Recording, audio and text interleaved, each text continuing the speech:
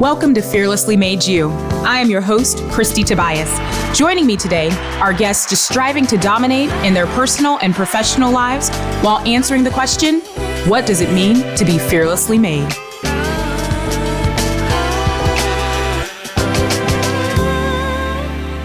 On this episode of Fearlessly Made You, I am honored and just super grateful to have someone who has been a dear friend of mine, someone who really is an amazing woman in the community.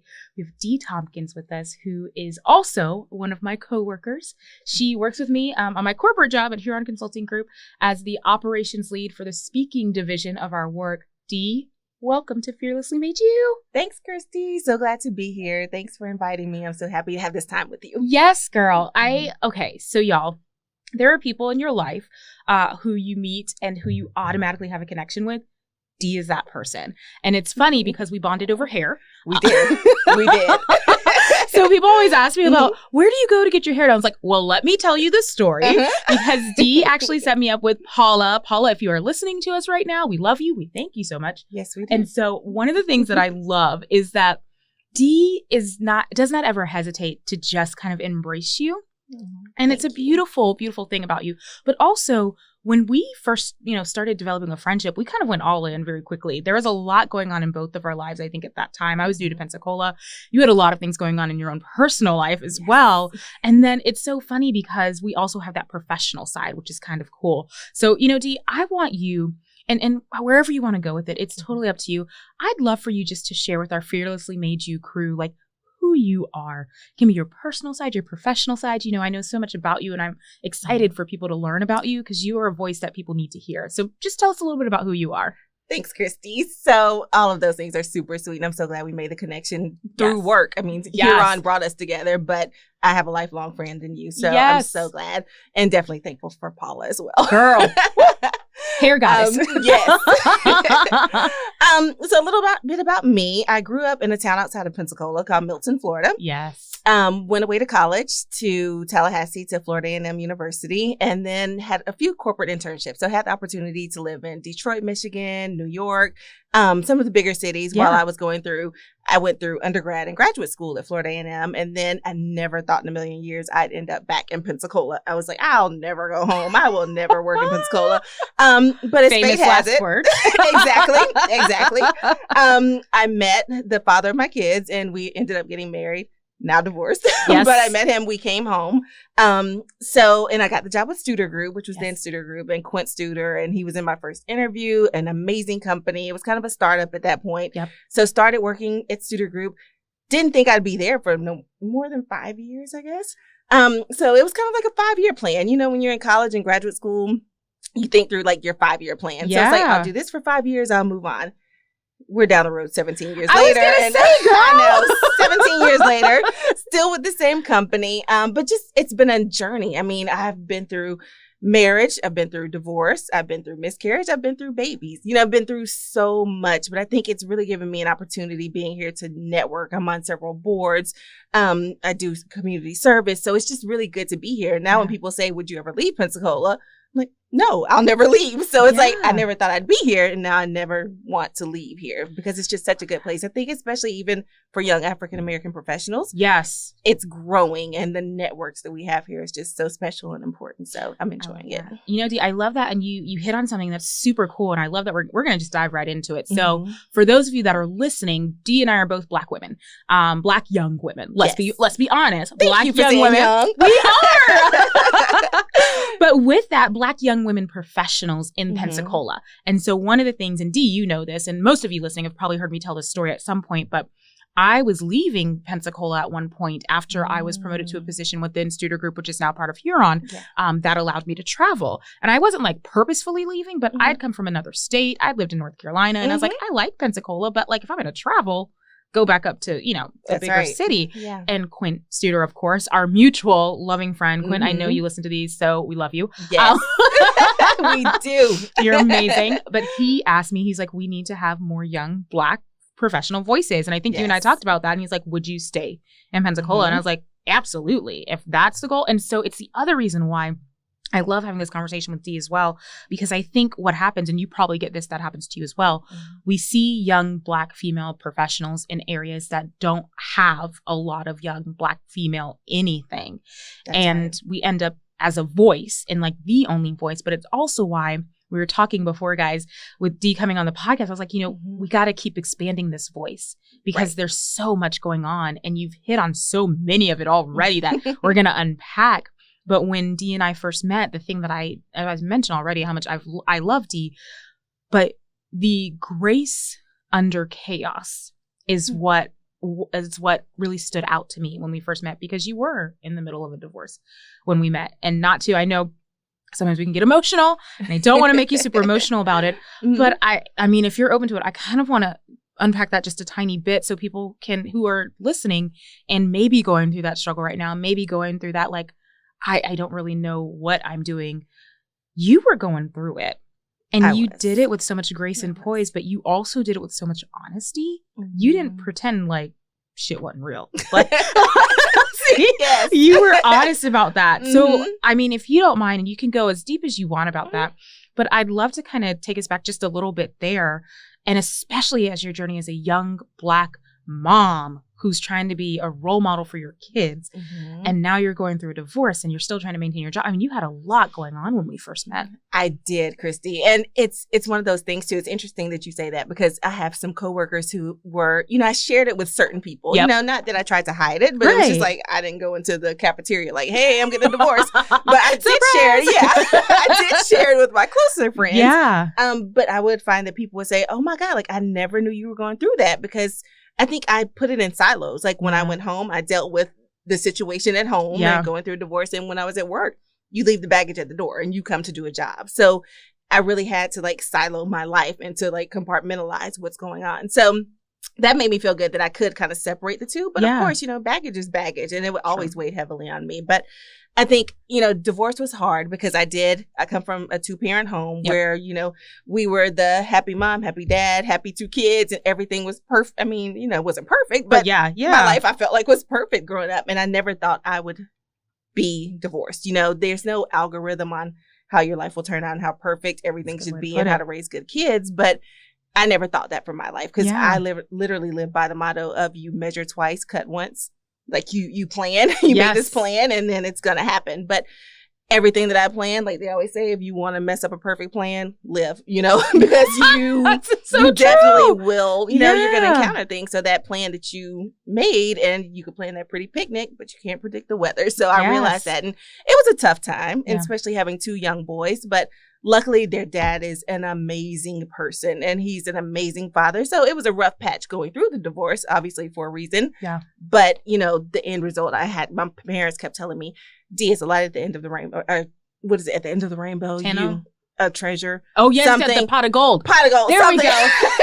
We don't know where the rainbow is. Yes, there's a tunnel and a rainbow. We're trying to figure it out. But it was a light at the end of the tunnel. And while I couldn't see that light going through it, I definitely got to that light. And I think we're on the better side of it at this point. So it was a struggle. And, we still adjust. There's still process improvements that we have to do all the time. But I think, what we went through, it was for a purpose. And now, it created a lot of fear in me of like, what's the thing about tomorrow? Like the fear of tomorrow every day.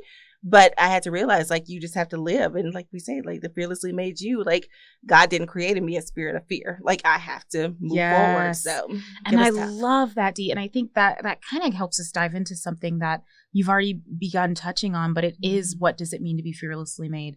And what does that journey look like for you? And you've started that dialogue so beautifully, but I'd love for you to continue that, because you're right. Like the construct of fearlessly made you did come from the Bible verse. Like God made us to be fearfully and wonderfully made. And that's where that came from. So I'd love for you to kind of touch on that a little more about what, and as the reminder for everyone, and you guys know I say this every time, being fearlessly made isn't without fear, but not allowing the fear to own you. That's right. So I'd love, talk to me more about that for you, that conversation around being fearlessly made.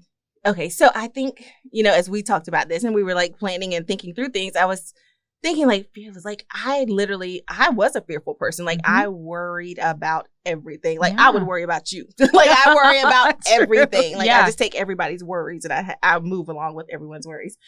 But I think just this year, literally in 2021, I read something online and it was saying like, when you worry about things, like you're not living for the moment because you're already trying to worry about, you know, what's going to happen. And what's going to happen is going to happen. Yep. So whether you are worried about it, whether you pray about it, whatever, it's still going to happen. So you can't control anything with worry. So I really came to like this epiphany this year in 2021, like stop worrying because it's going to play out the way it's going to play out. And I just have to roll with it. So do I still have fear? Absolutely. But do I let it control me? I try not to. And you know how the term, you have to pray and don't worry, don't pray. That's what I'm trying to live by because it's a lot. It is. You know, I think a coworker actually said yesterday on a call that he was setting up another colleague for success. And he said, I'll be the guide by your side. And I was like, that's what I have to realize, whether it's my spiritual guide by my side, but I always have a guide by my side. I feel like my parents are my guide by my side. My God is my guide by my side. So I always have a guide by my side to help me through their days. So I love it. Well, and I love that you say that because there's that conversation around some of the fears that we have and some of the things that are happening in our world. And there's for you, one of the things that I love that you do have a strong part of in the community is the voice of children. And so you have your two boys. You're on the Escambia County School Board Foundation Board. I mean, you have this pulse into the life of a child and how we're shaping that. But then kind of going back again, you have two young Black boys. And this is in my not being a parent, but having two brothers. Yes. Like the fear there sits there for me. And so I ask you, when we think about then cascading that, you know, don't be fearful conversation to your children, what does that look like? Now that's a tough one, Kristie, because as a parent, like whatever you're fearful of, it automatically your kids become fearful of. So, you know, in today's racial climate, you know, and they see a lot on TV, they hear a lot in school, they see a lot, you know, I don't let them do social media, but you know, it's just all around. So, you know, we have to make it as, I guess, comfortable as we can for them to say, you know, the world is going to happen. Things are going to happen. But right now we can protect you. You know, once you're older, we may not be able to protect you as much. But I think if we lived in a world of fear, or if we were like super worried or had that kind of fear and we placed it in them, I think it would be more so. But we try to make it seem like, ooh, that's a tough one. You know, we're still trying to figure it out ultimately. Because children are our future, you know, and like you said, I'm on the foundation board, which our goal is to enhance education in Escambia County. But I'm also on a board called CDAC, which is Community Drug and Alcohol Coalition. Oh, wow. So that is to, we have programs in school for prevention, and we have services for mothers and children for prevention for drugs and alcohol. So I think those two interests kind of combine, and those are my interests. I have a passion for healthcare, I have a passion for education, I have a passion for children. So being able to do all of those is just amazing to me. But I'm kind of going all over the place here. No, you're so not. I have my children, but it's awesome because my kids are products of Escambia County school system. So, you know, whenever we funnel money and raise money for the schools and provide these teacher opportunity grants and recognize our teachers of the year, you know, my children are going through the school system. We're having a strategy session coming up where we're talking about what can we do to do even more for the school system. And thank you. You'll be a part of that as well. So we're excited about that.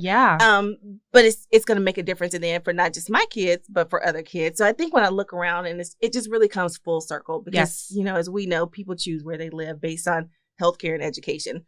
The company that we work for, healthcare and education. So the boards that I'm on, you know, involve all of those things as well. So I think being a part of those boards helped me to be a better person and a better parent for my kids as well. Oh my goodness. So again, I kind of went all over the place with that, but if I could put it together and package it, that's what it is. That's perfect. I think that's so well said. It's funny you think you went all over the place, but you hit so many beautiful things that I think everyone needs to hear. You know, I love the vulnerability of knowing like that conversation is hard for your kids and it's hard with your kids. I love the conversation around there's so much that we need to do in our community. So step up and, you know, be part of those organizations that are going to support that. So thinking about that as well, seeing the work you do in the community is just so powerful and inspirational. How did you get connected in the community to be on those boards?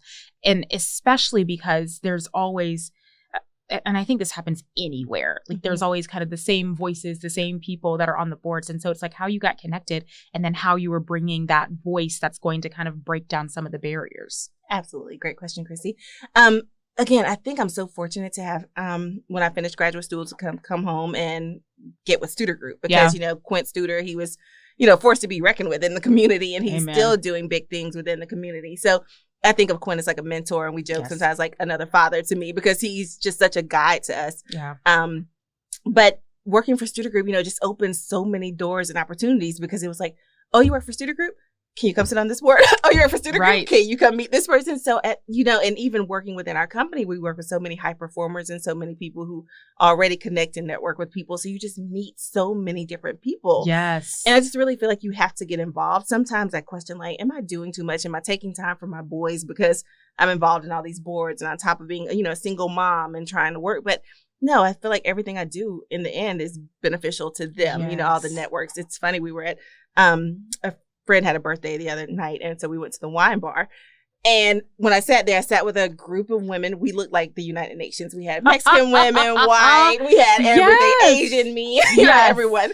But when I walked up, I saw a group of our colleagues at a table. It was like 6 of them. And when I walked up, they were like, Dee! So I went over and talked to them. And then we had our table. And then another group was coming in, and they were like, Dee! And so it was like 2 or 3 people coming like at a time, and everyone speaking. They're like, dang, do you know everybody in Pensacola? It was like, I don't, but it feels this way tonight. Yes. It's just, you're involved with so many things. I just feel so blessed because, I have a pretty big family. So I have my family dynamic, but also I have so many separate groups of friends that I just love having just this network in little Pensacola, where you can make a big difference, but you just got to kind of put your feelers out and be involved. So it's been great.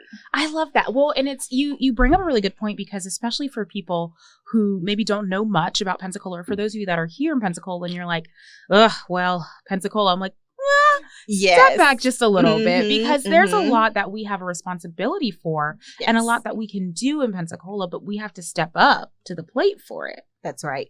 And I think you made a point at the beginning about a lot of people aren't in our position. So I was on a call the other day and someone said the term like me, the like me mentality. And I was like, it's funny you say it that way because she was referring to it in that we need more people like me. I think we're going to call it with like me, meaning people need to see you to be you. Like, so I need to see professional Black women to know as a young child that I could be that as well. There's another way you could say like me, where you have a group of pretty homogenous group, and then they want to hire people that's like me, which is not good. So you can look at it two ways. But I think the way you were going is that we definitely need the like me in the community. So we need young Black females to see Black professional women who could do it. And whether it be a young Black single, no kids, amazing, dynamic author, speaker that you are. Very single. We're making this into a dating show. Just kidding. Count me in. We are very single. Yes. Or someone, just me with my story, to show like you can go through things in life and you will still be successful. So I think people do need to see you and hear your story. So I love that. It's so funny because I'm going to give a very transparent, vulnerable moment for Dee. So y'all, as you're listening, you're probably just like me and saying, good Lord, like the conversation and the story and the dialogue that Dee represents and the voice and the things that you've seen, it's so beautiful and eloquently said, and it's so powerful. And y'all, before this podcast, this one is like, I don't know what to say. I don't have any stories. There's nothing that I'm like, ma'am. But I think that's so important because, we talked about how you cascade that fearless dialogue to your sons, but I think about people. So people that are listening right now, and especially, and not to single us out, but our Black young sisters who don't get to see themselves, like we said, like me, but just anyone right now who doesn't feel like they're seeing themselves or feels like they are heard. What is for you almost like a turning point in you feeling like my voice is important? I know with having, the mentors that we have, like the Quint Studers that help support it, but there has to be something internal for you where you were just like, yeah, my voice is important. What was that for you? Yes. So I think it may be a couple of things.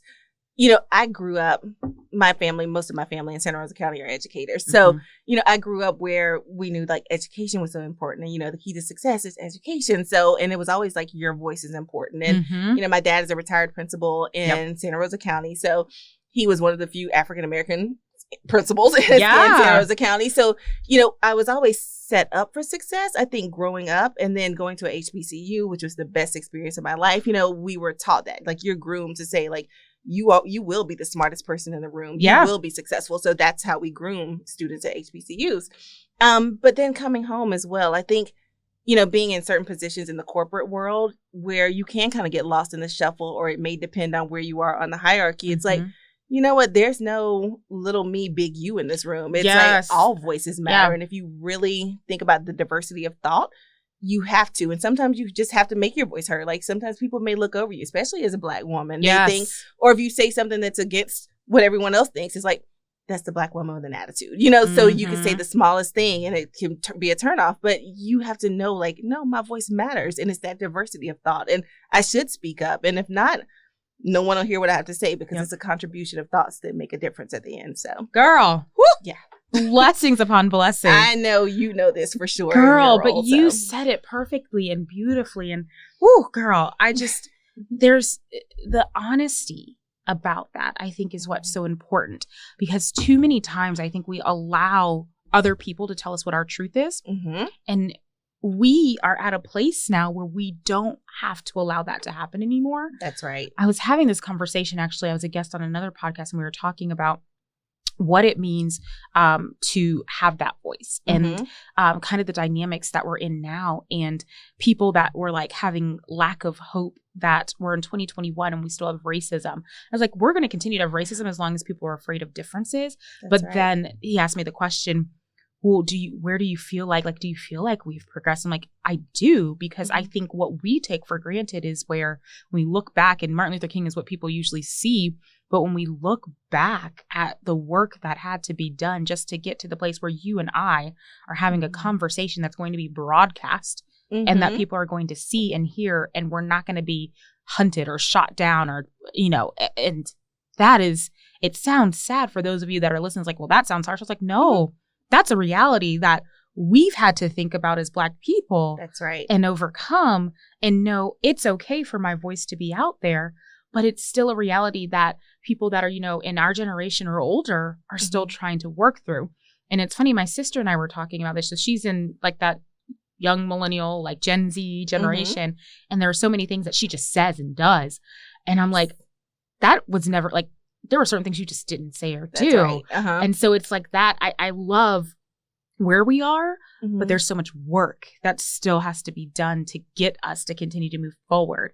And I think it's important to say that and to have those voices out there. That's right. And I think too, we've done training within our company about psychological safety. So you have to create that environment where people feel safe to say what they want to say. And, I think, again, with that whole like me thing, you have to have people like you to talk to. So I think about, Stephanie Howard, who's, one of our coworkers, and we have these mentor conversations, and I'm supposed to be the mentor, but it's really she's the mentor for me. For so any of you that are hearing the name Stephanie Howard and you're like, oh, I know Steph, this woman, like her story and her journey, I cannot. So blessed, she will be a podcast guest. The bestseller. So you think about those, like I can go to her and I can vent and she could talk to me about things, but she doesn't realize like she's mentoring me. And like I'm learning from her, or I feel safe coming to you as another Black woman in corporate America, to talk through things. So I think it's important to have those colleagues too that you work with to kind of bounce things off. Absolutely. Because not that like, no, I will say, like, you guys, I think would understand me better. I know that sounds biased, but it's true. So I think having that comfort zone at work is really important too. That's why hiring is so important in companies. And we can't do that like me hiring in our companies, because you need that diversity. So it's true. Well, it's funny because, we have different teams within our company that are focused on bridging the gap in conversations that do allow people to feel more comfortable. And one of our teams is a Black focused team, and I'm part of the leadership team. And we literally, when we have our leadership meeting, we spend the first 10 minutes just talking Black talk. That's awesome. It's our Black talk. I like it. Nice. Yes. Can we do this every month in like our small circle? Yes, absolutely. It's truthful and it's honest. And I think it has to be said. And I think everyone that like, this doesn't sound like anything that's normal for you. Cool. You need to understand that it's a safe space for those of us who have gone through the feelings of not feeling wanted, not feeling like your voice is okay, not feeling safe to just speak your truth. And we have those conversations and those dynamics, and let this not be a an opportunity for you to get defensive about that you don't understand what we're talking about. That's right. Let it be an educational moment to understand you don't know what we're talking about. Mm-hmm. So I need to open my mind up to know, oh, this is a real thing. And this is a real conversation. Yes. And it's something I don't know because I haven't had to know. And I haven't That's had right. to feel that way. Mm-hmm. And it's crazy because, we have these biases that we don't even realize. So, yes. I've gone through a bias training and I'm thinking, I'm a liberal African-American young female. Like, I have no biases. Everybody's good. Love is love. You go through all these things. And then I went through training and I was like, oh my gosh, like I really do have biases as well. Yep. So I think, we all just have to be aware of those things. Yes. And then, but I think training is so important. And just to be, again, the awareness of your biases and to move forward with that. I love it. Dee, it's fun talking to you about this because there's so many directions that we can go. Yes. we'll have to do an entirely different episode on this, which will be great. But I want to know for you too, as you think about your journey and your plight, as you continue to grow in your personal and professional lives, as you continue to cascade that growth down to your boys, what are things that you see that you want to continue to take into your life, like take forward, continuing to kind of think about like, what does my next step look like? And how am I making sure that my sons are seeing that there's so much more that's still to be done? Right. I think it's all about role modeling. So, I try, you don't want your kids to feel like the world, like it's a utopia, like the Right. world is not perfect. And when you go out into the world, it's really cruel. So I can protect you now, like I said before, but Right. maybe not forever. But I think role modeling them, showing them like they see mommy, now we're working from home. So yes. they see that mommy most of the time has my door closed, like from 8 until 5 or 6 or 7.